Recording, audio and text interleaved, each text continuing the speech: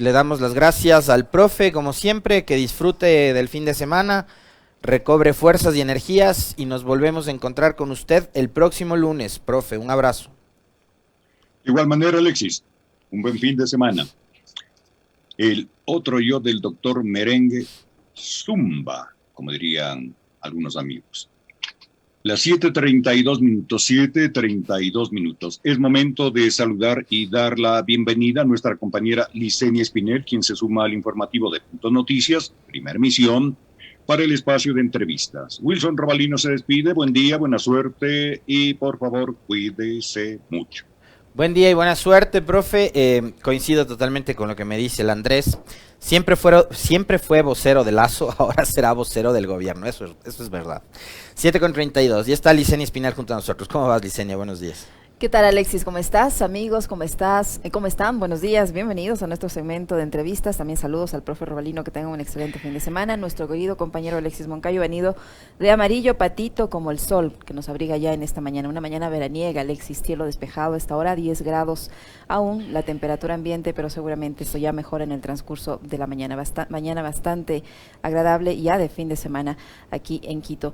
Les contamos rápidamente quiénes nos van a acompañar en esta jornada de entrevistas. En pocos instantes más estará con nosotros Decio Machado, sociólogo y periodista, analista político. Con él hablaremos obviamente sobre la coyuntura política que tenemos al momento en nuestro país. Fernando Yepes, ex vicecanciller, el embajador Yepes, hablará sobre la visita del secretario de Estado de los Estados Unidos que se realizó hace unos pocos días en nuestro país. También estará con nosotros Cristina Camino Medina, doctora representante del Frente de los Derechos de la Salud y la Vida, sobre los problemas, hablaremos con ella sobre los problemas que enfrenta el personal sanitario. Y finalmente Yajaira Recalde, escritora. Eso es lo que les ofrecemos para esta mañana, Alexis. Qué bien. Agenda hasta cultural tenemos hoy, viernes, para cerrar la semana. De todo un poco, así es que no se vayan, enseguida comenzamos.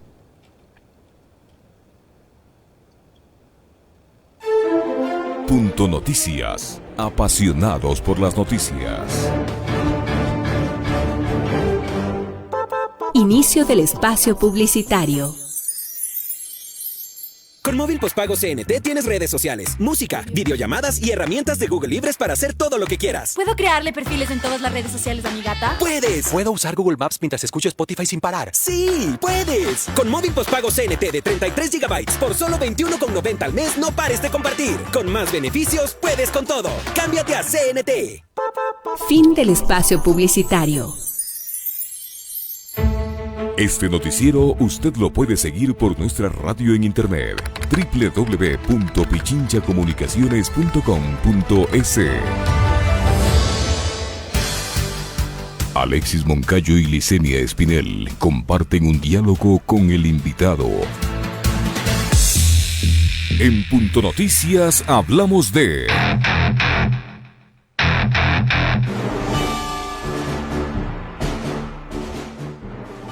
Si debemos empuñar con fuerza la Constitución para enfrentar a los golpistas, lo haremos. Así exclamó el presidente Guillermo Lasso a una centena de manifestantes que llegaron a la Plaza Grande a respaldar la gestión del mandatario la mañana del miércoles 20 de octubre. El gobierno mide su fuerza en las calles ante la convocatoria de movilizaciones de organizaciones sociales que cuestionan la falta de acción del presidente en temas que aquejan al Ecuador, como la falta de empleo, la crisis económica, la crisis carcelaria o la inseguridad. De ahí que el jefe de Estado decidió gestionar su propia marcha.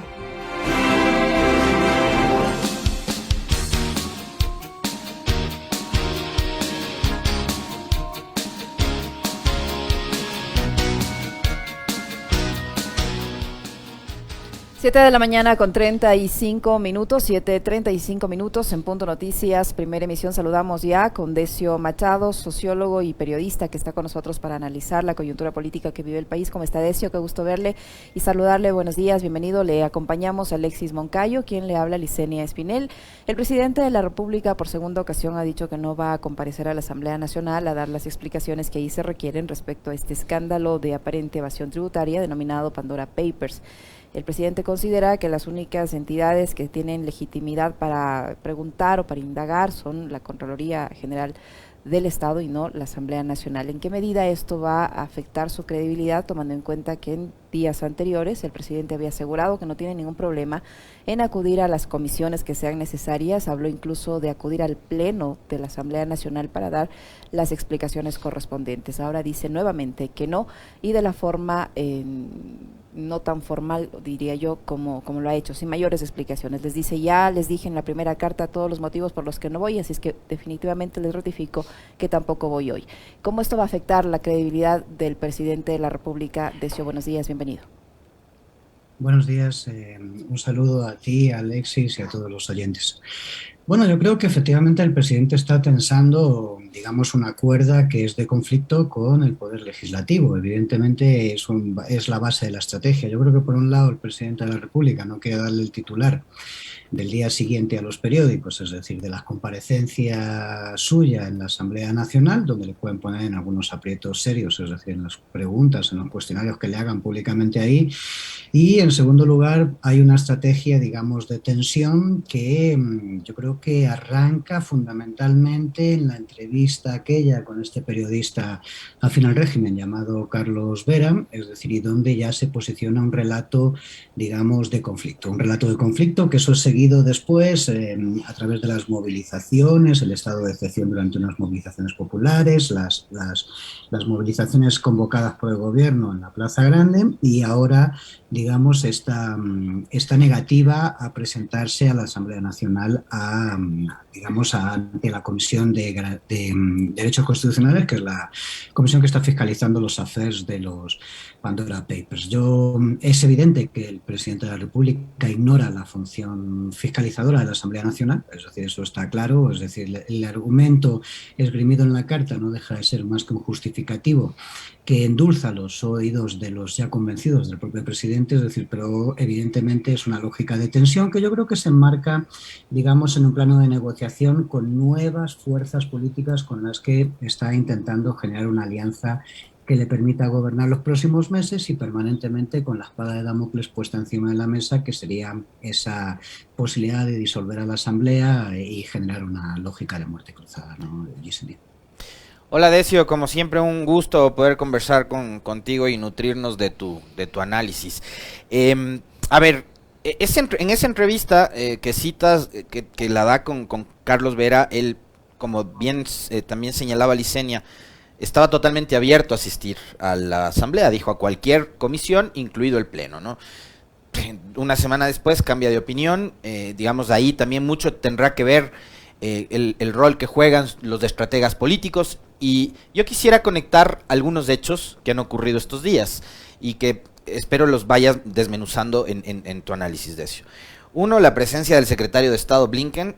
Otra, la llegada de María Paula Romo al Ecuador, que no sé si es que es una llegada definitiva. Ya la vez anterior, Decio casi que proféticamente decía, ojo que aquí se nota la mano de la señora Romo. El mismo día que llega la señora Romo, le sentencian a Freddy Carrión, y con eso creo que, desde mi punto de vista particular, le terminan de enterrar al informe de octubre del 2019, que no lo hizo la Defensoría, que lo hizo una comisión externa e independiente, que además estaba, digamos, conformada por personajes que nada tenían que ver con organización política o gobierno alguno, pero creo que tiene que ver eso también. Y lo otro, este anuncio, que lo hemos conocido el día de ayer, de que la Fiscalía va a iniciar una investigación a partir de la denuncia presentada por Yacu Pérez. Yo quisiera que conectes todos esos hechos que se han dado en estos días, Decio, con respecto del rol de Guillermo Lasso. Sí, bueno, yo creo que hay una... A ver, los relatos han sustituido a cualquier análisis racional de la política, ¿no?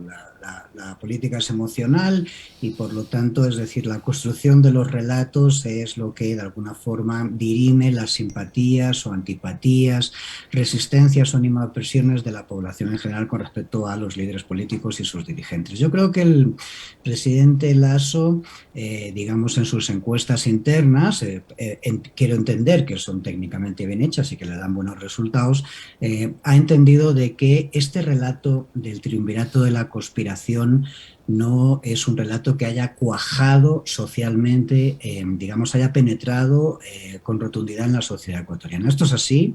Las encuestas más serias que se han realizado en los últimos días, las públicas y las privadas a las que yo he tenido acceso, las que no son públicas también, vendrían a demostrar que eso no ha terminado de cuajar, es decir, que ese relato no es convincente para la mayoría de los ecuatorianos, y en este sentido me parece que lo que se está estructurando es una estrategia, digamos, paralela, auxiliar, complementaria a la lógica del todos contra mí, ¿no? Que es un poco lo que se planteó con este triunvirato de la conspiración y esta asamblea golpista contra un presidente bueno, honesto, trabajador, que nos quiere dar empleo a todos los ecuatorianos. Creo que en este sentido, digamos, están trabajando estrategias complementarias. Estas estrategias complementarias parten, digamos, de varios elementos. Una es, evidentemente, el estado de excepción, que significa que poner a las Fuerzas Armadas, es decir, de tu lado, es decir, de tal forma de que ese poder fáctico, que es el ejército, quiero decir, el aparato represivo del Estado, etcétera, funcione, digamos, afín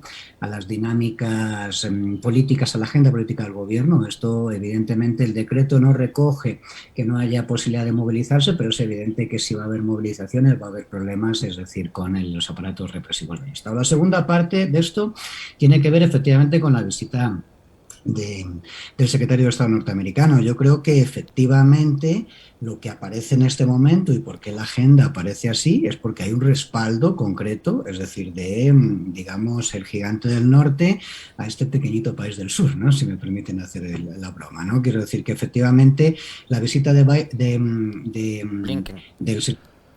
secretario de Estado en este momento no es casualidad, es decir, que efectivamente viene a dar un respaldo y viene a dar un anuncio también a los supuestos opositores, ¿no? Es decir, o sea, está planteando que, digamos, la Casa Blanca o Washington, digamos, de alguna forma está apoyando a Lasso, y entiendo que ese mensaje ha sido recibido por varios actores que tienen de alguna forma comunicación directa o indirecta con la embajada norteamericana. En tercer lugar, bueno, yo no sé lo de la Romo. La Romo, evidentemente, es una operadora progubernamental, lo era. Es una operadora pro Lasso, ya lo era en el gobierno de Lenín Moreno, es decir, aquí no hay ninguna novedad. Era la niña de los ojos de Guillermo Lasso cuando ejercía cartera ministerial en el gobierno anterior. Evidentemente hay una conexión ahí, pero digamos que lo que tengo entendido es que ella viene a una conferencia que, si no me equivoco, se está dando hoy en la hacienda Cusim, y creo que luego se va, es decir, es por lo que yo tengo entendido, ¿no? En este momento. Entonces, ojalá así sea. Por el bien de todos, sí. Pero creo que la cosa se limita ahí. Otra cosa es que evidentemente hay una clara conexión que viene de antes, ¿no? Digamos, con María Paula Romo. Yo les invito a hacer un ejercicio muy particular. Yo cuando vi que venía, le miré el Twitter, ¿no? A ver qué pasaba ahí. Y tenía la memoria de que María Paula Romo tenía en el perfil de su Twitter, entre otras cositas que ponía ahí, de académica, no sé qué, etcétera, decía feminista de izquierdas. Haz el ejercicio, Alexis, y verás que ya quitó lo de izquierdas. Afortunadamente, por lo menos hay cierta coherencia, digamos, en María Paula Romo dentro de toda la barbaridad de actuación política que ha hecho en los últimos años en este país, ¿no? Decio, ¿en qué medida la estrategia del presidente de la República, que le han usado todos los gobernantes, al menos desde que yo lo recuerdo, el hecho de convocar a sus, entre comillas, seguidores a la Plaza Grande, le da un poco de oxígeno? Me refiero en el sentido de que le hace creer a la población, a través de todos sus medios aliados, de que tiene un masivo respaldo popular y que nada ni nadie va a poder manchar su imagen o manchar su gestión, porque está muy bien acompañado por el pueblo. ¿En qué medida esto le da oxígeno? ¿Le servirá para convencer a la población de que tiene evidentemente ese gran respaldo popular a su política de gobierno, algo que se contradice en las encuestas, en diferentes encuestas, porque hasta las más oficialistas le han dado varios puntos hacia la baja? Decio. Sí, bueno, el presidente de la República paga en las encuestas, digamos, falta de gestión política, ¿no? O sea, se generan unas expectativas importantes después del proceso masivo de vacunación. Yo creo que el gobierno pecó, lo digo honestamente, de ansiedad, ¿no? O sea, que desde el punto de vista estratégico podría haber, digamos, estirado la lógica de la vacunación, es decir, podría haber jugado con los tiempos de tal forma de que le diese más tiempo, digamos, a articular una agenda de gobierno, porque la realidad es que, digamos, 10 años peleando por por llegar o 7 peleando por llegar a la presidencia de la República, y luego cuando llega con un cinzaán neoliberal financiado a través de triangulación de fondos de la NET, etcétera, quiero decir, todo ese tipo de cosas que han pasado aquí. Y, digamos, cuando llegó al gobierno hemos visto que ni siquiera tenía una hoja de ruta, ¿no? Es decir, más allá del proceso de vacunación, que era una urgencia evidentemente de carácter global. El tema es que yo creo que lo que el presidente de la República está pagando es efectivamente que no hay, digamos, nada después de la agenda. Después del proceso de vacunación, de la masificación del proceso de vacunación. Se generaron unas expectativas porque fue exitoso, parecía que el gobierno tenía capacidad de gestión, ¿no?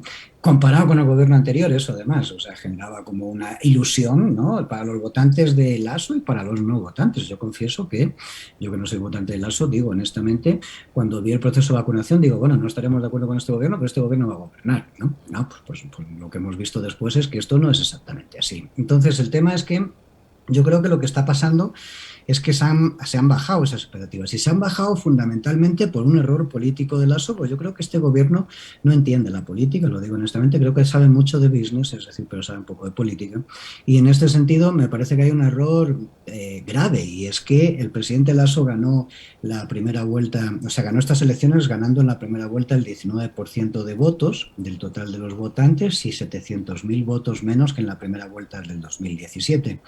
Si tú ganas las elecciones con eso, es decir, si más que duplicas el voto en la segunda vuelta, debes intentar estratégicamente conectar con esos sectores de la población que te dieron el voto, pero que no son tuyos, ¿no? Que es un voto prestado, ¿no? Sin embargo, digamos, Carondelet se ha regido un poco como si fuese la gerencia del Banco de Pichincha, ¿no? Quiero decir, de una forma absolutamente jerárquica, sin comunicación, sin conexión con la gente, con los clientes, vamos a hablar en estos términos, etcétera. Y en este sentido yo creo que de ahí está partiendo esta dinámica de aislamiento y de desconexión del gobierno con la sociedad, lo digo honestamente. Me parece que las movilizaciones de la Plaza Grande, igual que en otras ocasiones, son una lógica, digamos, de ilusión óptica para el propio mandatario. Es decir, eso no soluciona el problema.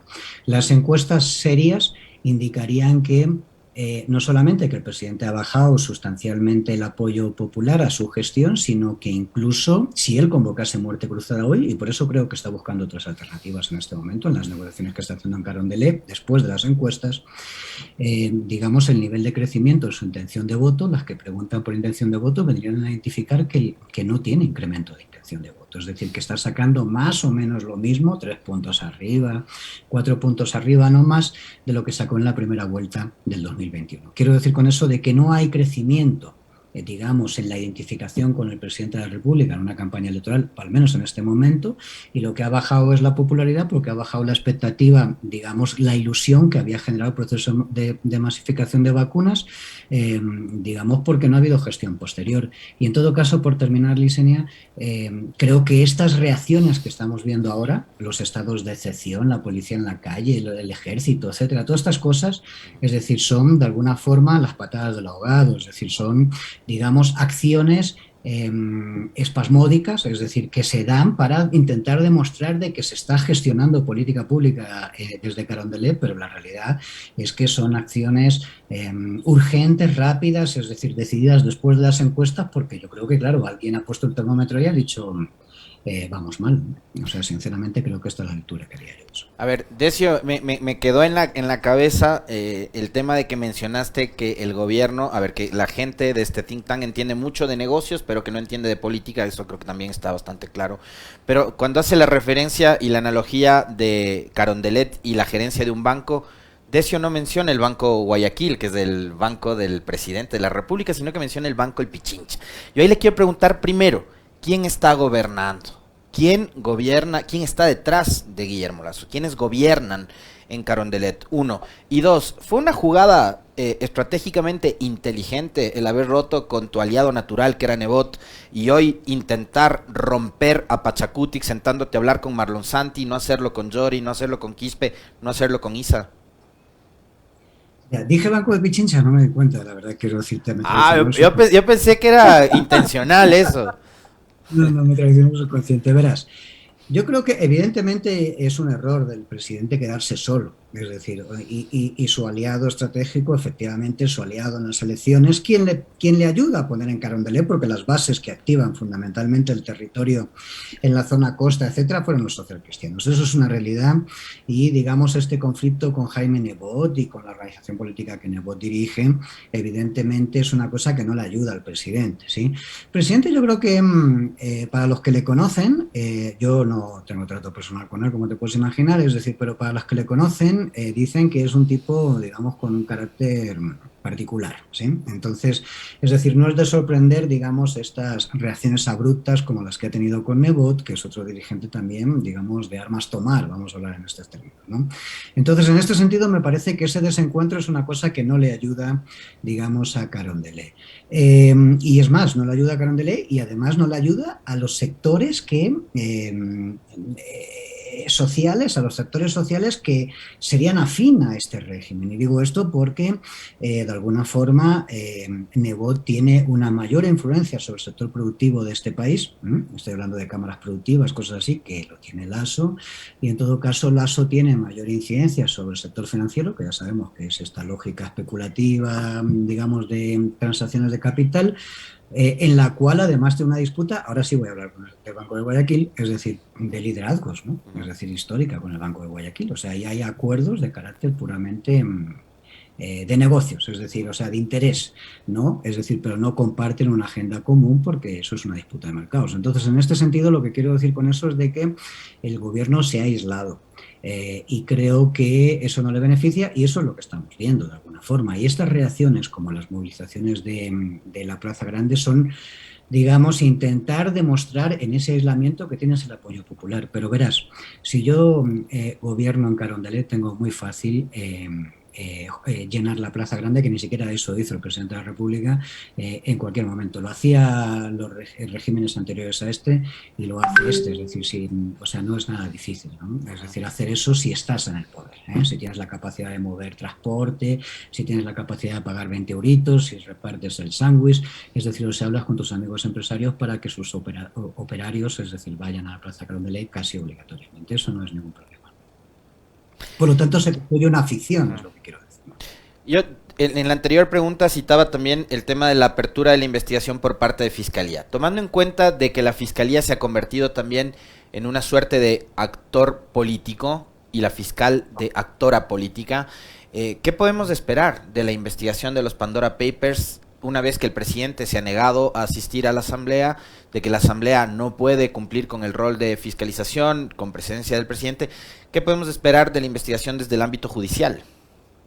Creo que no podemos esperar nada, porque la Fiscalía ha demostrado que es una, digamos, una institución que lamentablemente, desde el punto de vista político, opera de forma absolutamente discrecional, es decir, o sea, subjetivamente, y por lo tanto, es decir, abre expedientes donde quiere, actúa con las velocidades que le da la gana en función de qué tipo de investigación está haciendo, y yo creo que la apertura del expediente al presidente Lasso, la apertura de la investigación, perdón, es decir, al presidente Lasso es una apertura de la investigación forzada por, digamos, la presión social. Es decir, o sea, si tú estás permanentemente en las redes sociales, en los medios de comunicación y en la prensa internacional, fundamentalmente, que yo creo que ha sido el fundamental factor de presión, es decir, para esta toma de decisiones, apareciendo como que eres un presidente que tienes, digamos, un cuestionamiento ético, es decir, en el marco de tus riquezas, o sea, cómo has manejado tus riquezas y cómo has buscado mecanismos para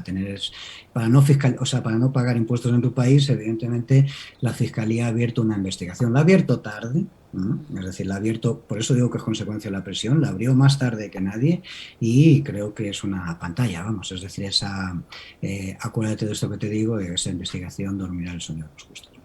Igual cree que dormirá el sueño de los justos de esta examen o estos exámenes que también anunció ayer la Contraloría General del Estado, que ha pedido que se realicen a la declaración patrimonial del presidente de la República y otras cosas.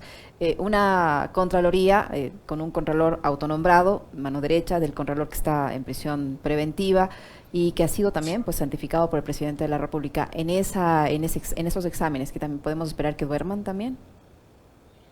Pues yo creo que sí, Lisenia, y digo esto muy lamentablemente, porque yo creo que el problema de descomposición que tenemos institucional en este país es brutal. Y en este sentido yo creo que estamos, lo digo honestamente, muy cerca de esto de que los gringos definieron hace un par de décadas atrás como estado fallido. O sea, me parece que el Ecuador está muy cerca de cruzar esa línea. Eso es un riesgo enorme para el país.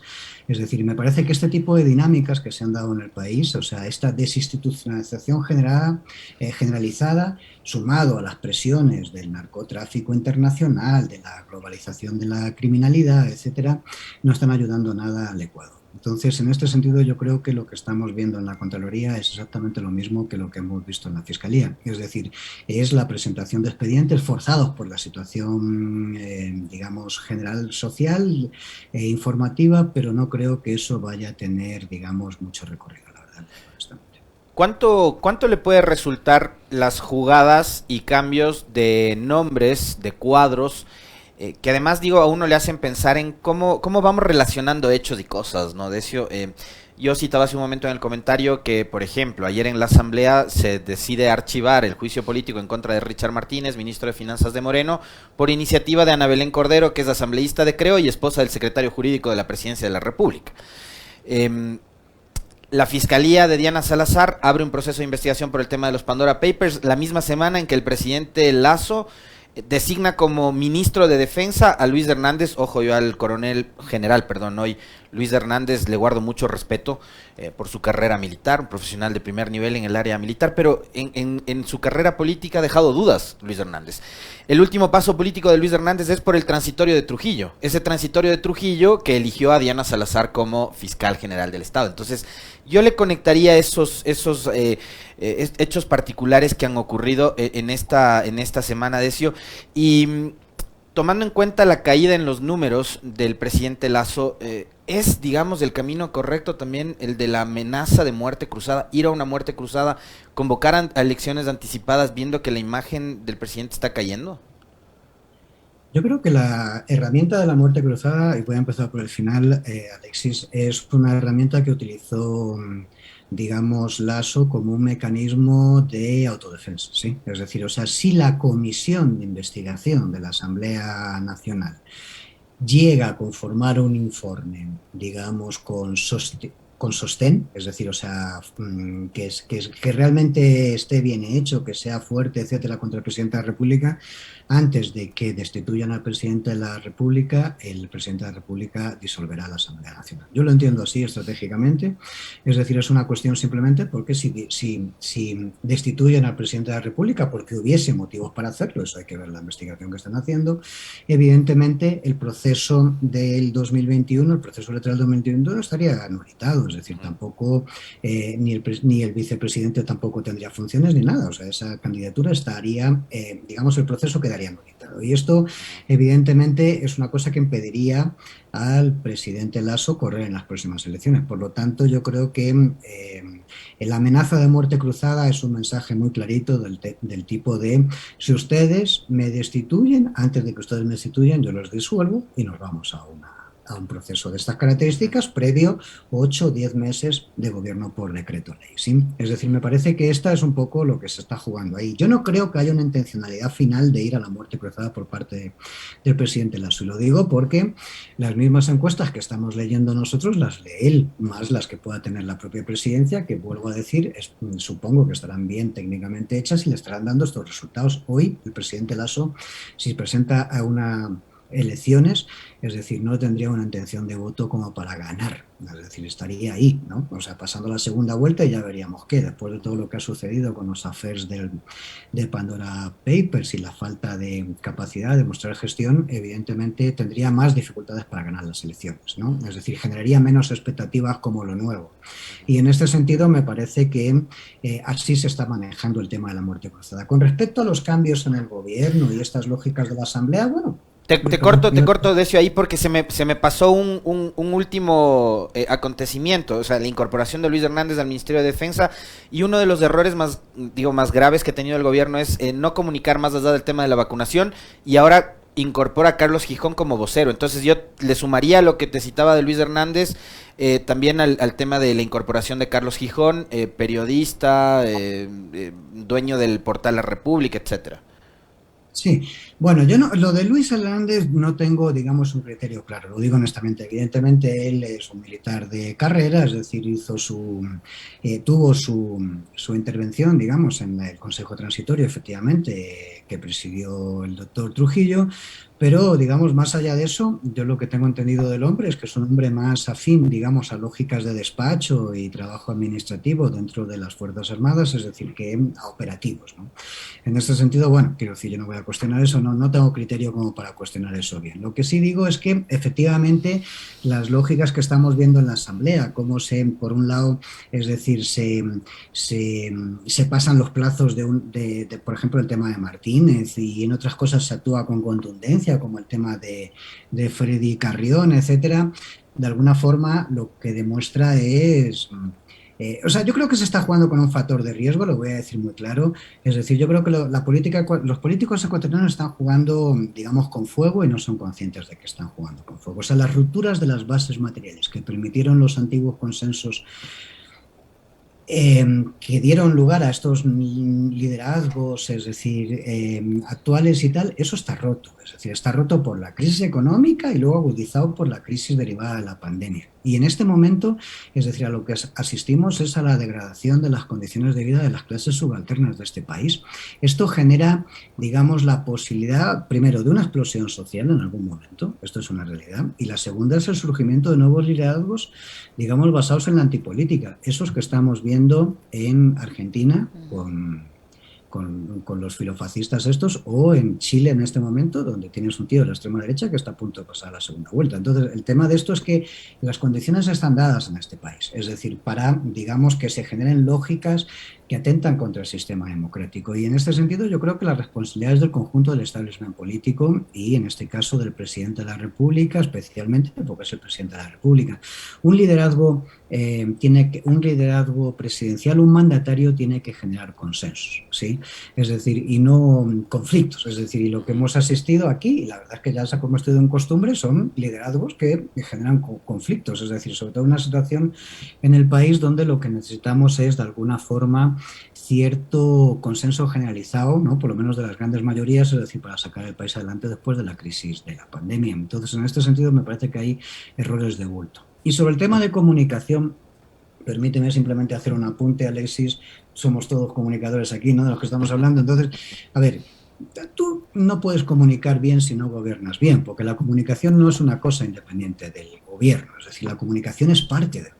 Entonces, en este sentido, yo creo que hay un problema de que no se está gobernando bien y por lo tanto no se puede comunicar bien. Esa es una cosa. Y la otra es que yo creo que el gobierno no salió de la comunicación política electoral, es decir, que el uso del TikTok, todas estas cosas que hemos visto, el marketing electoral es un marketing súper cortoplacista. La comunicación política es una cosa de profundidad que tiene que resignificarse sistemáticamente, permanentemente, y eso me parece que en el marco de publicistas que actúan en torno a Carondelet, es decir, no se ha comprendido eso, posiblemente porque no tengan experiencia en ese sentido. Tesio, para finalizar con toda esta coyuntura, ¿qué suerte van a tener estos proyectos de ley que va a enviar ahora sí por separado, después de que N veces el CAL le ha dicho al presidente de la República que esos deben tener unidad de materia y que deben ser enviados en forma separada? El presidente ha dicho que la próxima semana va a enviar el primero de ellos, que es la reforma tributaria con el carácter de económico urgente, luego hará lo mismo con el proyecto de reforma laboral y así con el de inversiones. Bajo esta coyuntura política, con esta falta de consensos, con esta disputa permanente con la Asamblea, a la que volvió ayer a amenazar y a culpar de un supuesto obstáculo, ¿qué futuro le ve usted al tratamiento de estas leyes allí? Bueno, vamos a ver, yo no lo tengo claro, la verdad. Quiero decir, las negociaciones que se están dando, yo creo que el presidente de la República está buscando generar una nueva mayoría o al menos generar una lógica que le permita navegar los próximos meses en la Asamblea Nacional. Eso lo está intentando hacer con la Izquierda Democrática, que es esta organización política que en la modernización de la socialdemocracia al final terminó eliminando la socialdemocracia, ¿no? Quiero decir que son una especie de socialliberales en este momento, ideológicamente, y me parece que lo está intentando hacer con el Pachacuti, o al menos con un sector del Pachacuti, porque yo no sé muy bien, es decir, este conflicto que ahora mismo interno existe entre Conaya y Pachacuti y un sector de la bancada con otro del Pachacuti, hasta dónde va a llegar, ¿no? Pero me parece que el presidente intenta viabilizar una lógica de gestión de gobierno en los próximos meses. Yo sinceramente soy pesimista. Creo que pueden llegar a acuerdos en determinadas cosas de la ley, pueden modificarse algunos aspectos de la ley y siempre está el camino del Ministerio, digamos, de la ley, es decir, para sacar las leyes adelante. Pero vuelvo a repetir, me parece que no hay consensos, no se está hablando con la sociedad ni se están generando mecanismos para llegar a acuerdos con los actores sociales, especialmente la CONAIE, etcétera, que es el movimiento social más importante del país. Y en este sentido yo creo que, sinceramente, creo que si los operadores del gobierno consiguen generar, digamos, consiguen navegar el barco los próximos meses, me parece que más temprano que tarde nos vamos a encontrar con otra crisis igual. A mí no me sorprendería que si la muerte cruzada no se da en este momento, es decir, se pudiese dar en algún momento del año que viene. Yo, sinceramente, no veo que haya condiciones como para desbloquear las lógicas de bloqueo que en este momento existen, y no son un bloqueo desde el legislativo. Es un bloqueo desde el legislativo en sus operaciones, o sea, en sus cuestionamientos a las políticas que plantea el gobierno, pero también es un bloqueo por parte del gobierno que no habilita mecanismos de negociación. Entonces, en este sentido, yo honestamente creo que vamos a tener una crisis de Estado en el transcurso del año 2022, porque me parece que se están poniendo parches a una dinámica, a una lógica de gobierno que no sintoniza con el momento ni la necesidad que tiene el país, lo digo honestamente. Muchísimas gracias, Decio, siempre por su tiempo, por la información y el análisis que nos permite realizar cuando conversamos. Decio Machado, sociólogo y periodista que ha estado con nosotros. Gracias, Decio. Muy amable, Decio.